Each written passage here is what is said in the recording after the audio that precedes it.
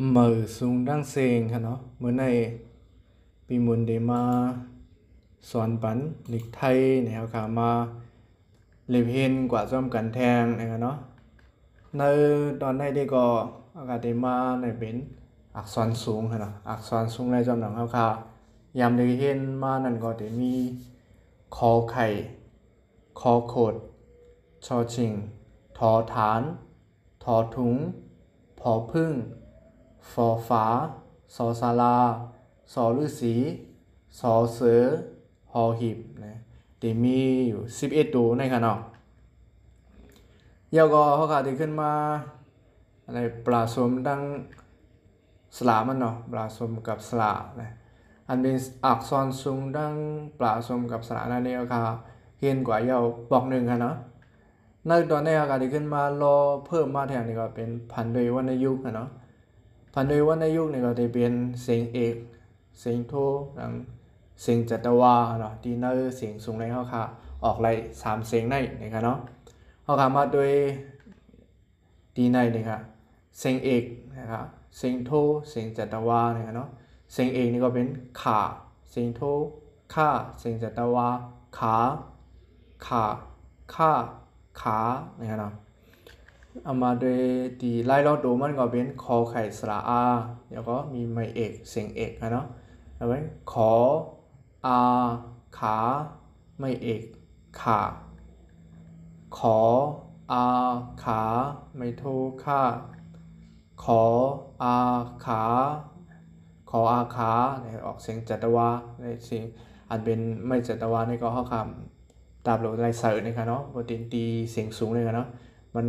ออกเสียงไรหั่งกวยมันเนี่ยก็เป็นนั้นสังว่ามันมีขออาขาเนี่ยเป็นเสียงเสียงจัตวาก่อนนะครับเนาะเสียงเอกออกขาเสียงโทค่าเสียงจัตวาขาขาข้าขานะครับเนาะกำในเอาขึ้นมาดีเสียงสูง11ตัวนี่ก็ได้เป็นเอาขาไหลหันเลยครับเนาะออกไล่3เสียงนี่ก็ออกไล่เสียงขาข้าขาตั้ง11ตัวนี่ครับเนาะเขาขาเอาอันแล้วมาใส่ก็เอาทอทานใส่นี่ก็จะเป็นถาท่าถานะครับเอาพอพึ่งมาใส่นี่ก็เป็นผาผ้าผาเอาสอศาลาสอฤาษีสอเสือทั้ง3ตัวนี้มาใส่นี่ก็สาซาสาเนาะหอหีบนี่ก็เป็นหาห้าหาเดี๋ยวจะก็ออกไรเสียงเอกเสียงโทแล้วก็เสียงจัตวา3เสียงในนะครับเนาะที่ในเสียงสูงนะครับแล้วก็ขึ้นมาในก็ดูเป็นที่เสียงสูงหลังเก่าครับเนาะเสียงสูง11ตัวปลาสมกับสระแล้วก็พันด้วยวรรณยุกต์เสียงเอกเสียงโทแล้วก็เสียงจัตวานะครับเนาะในเดเป็นอันเท่ากันยาวกว่าเมื่อกี้ในกันเนาะกำเนิดเด็กขึ้นหรือมาแทงพันด้วยตัวสะกดเนาะก็เด็กขึ้นมาเอาโลกันดังตัวแพทย์มันกันเนาะกำเนิดตัวแพทย์ในก่อนเดี๋ยวมีแม่กกแม่โกงแม่กดแม่โกนแม่กบแม่กลมแม่เกยแล้วก็แม่เกิลมีแบบแม่ครับเนาะใน1ตัวแม่1ตัวแม่ในก่อนเดี๋ยวมีอยู่หลายๆตัวแพทย์อยู่จ้อมกันไว้นะครับเนาะเพราะว่าลืมเยาเนี่ยก็ขึ้นกับตัวตอนอันนั้นก็สอนตัวแพทย์มันนั่นก็ดีไล่อยู่นะครับเนาะเพราะวันนั้นเพิ่นมาตีอันมีตัวแพทย์ในก็ตีเสียงสูงในก็ออกไล่3เสียงในก็ออกเสียงเอกเสียงโทแล้วก็เสียงจัตวานะครับเนาะแล้วก็เสียงเอกก็เป็นข้างเสียงโทก็ข้างเสียงจัตวาข้างข้างข้างข้างนะครับเนาะมาโดยไล่รอตัวมันนี่ก็เป็นคอไข่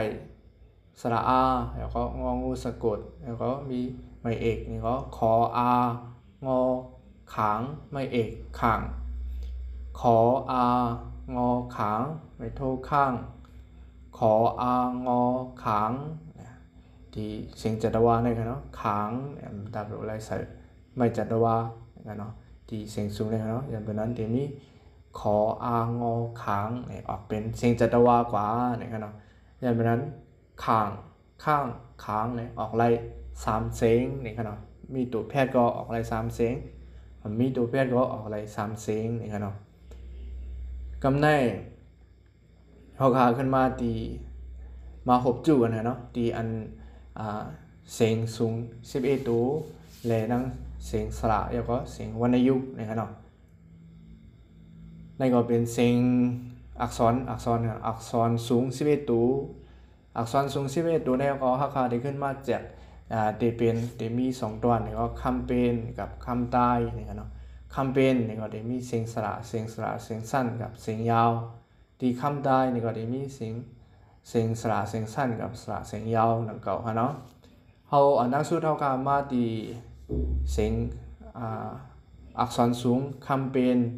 สระเสียงสั้นนะครับ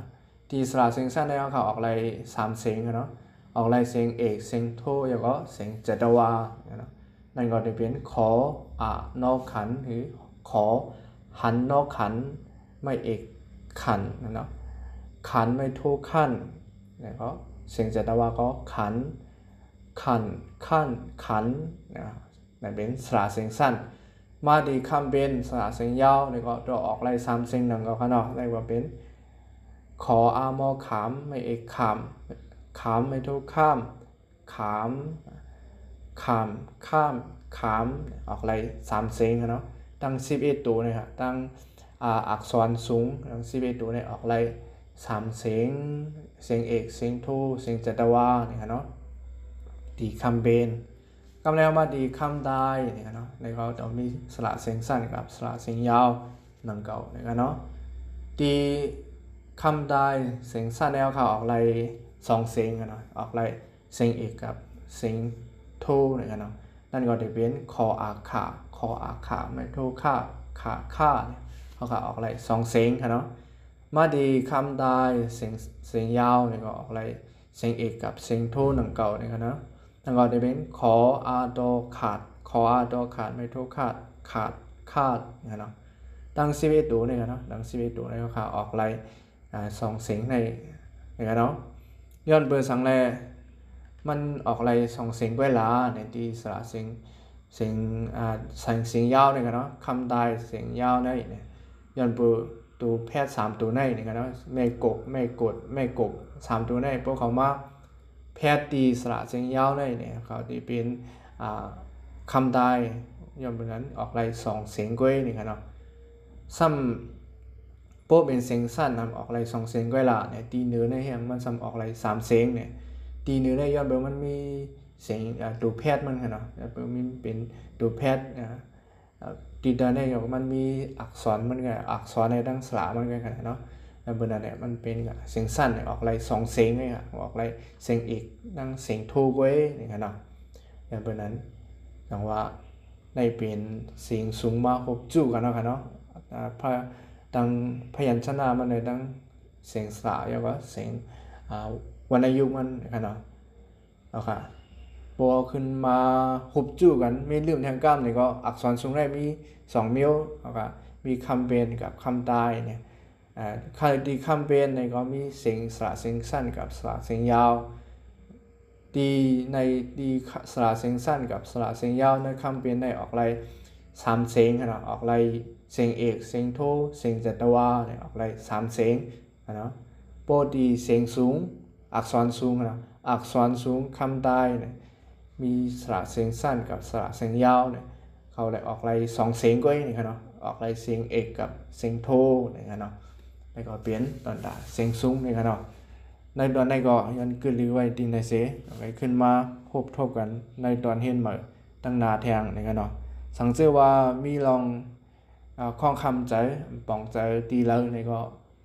ถามมาลาดมาไว้ดีในคอมเมนต์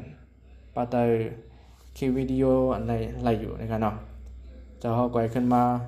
ตอบลาดปันกว่าเนี่ยตอนนั้นที่ย้อนขึ้นหรือไว้ดีในเสจำไปขึ้นมาทบกันแทงมือค่ะเนาะเอาค่ะมือสูงดังเสียงค่ะ